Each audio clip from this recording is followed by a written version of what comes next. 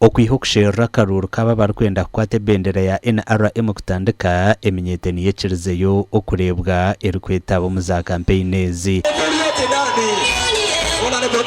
Konka ekyenako Eminyeto egy'obwire obumwe nehendera ekozesibwa enshobi omuhurro y'okuronda obushagiki bw'abeesimbireho.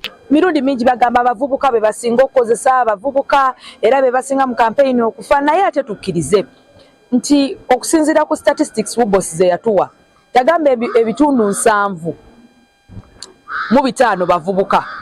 Nye ku bitundu 7 mu 5 ebyo bwe twayongera okwekennenya ebitundu 4 ku 7 tebali mu masomero, tebaasoma, tebalina kye bakola.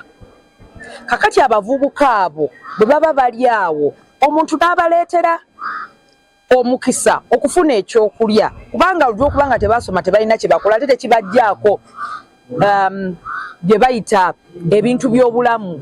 Enjala eruma omwavu yeruma n'omugagga. Peaceful elections have to follow law. Obedience to the law. It is very important. Obedience to the law. There are some people who come up and because they belong to the opposition side, they want to have meetings anytime they want.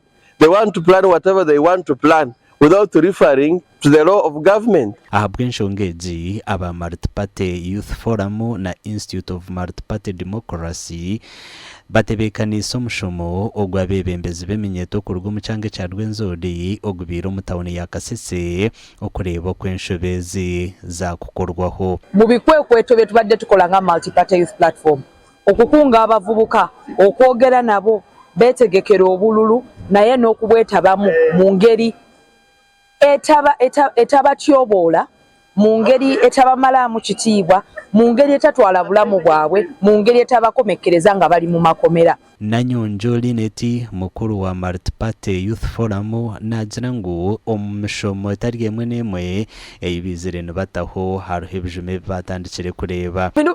Ku bye tubadde tukola tulabye emiganyulo gyabyo bakana ke kalulu kwe tulabye abavubuka abangi nga bavuddeyo beesimbewo. Olwo nno ffe aba Multi-Party Platform ekyo twekubira bugala era n'obulati tutema kati nti abavubuka basazeewo beenyigire mu byobufuzi by'ensi yaabwe. Father Peter Mubunga basariza coordinator wa diocese ya Kasese nagira ngo oyihireho eky'Eminyeto okukizayo kureetaho obutabanguko Mbarara abeesimbireho nabo kukoresa sente nyingi nakyo tukishemereire kugurukibwa amisho. The person who is poor cannot manage to vote, to pass through as a candidate.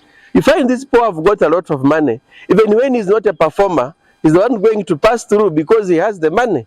And it should not be the way of Uganda. If we need to have peaceful elections, then we have to work on what the government is promoting now, economic empowerment. From experience, when a candidate comes up, the people who are supposed to be his or her supporters begin enrolling themselves as survivors. Konka we David Mugara okuruga omu kitongole kya Institute of Multi-Party Democracy nayenda Eminyeto okubanza bateekateeka batakakozire emivuyo. And challenge our counterparts to the cause of keeping this country alive.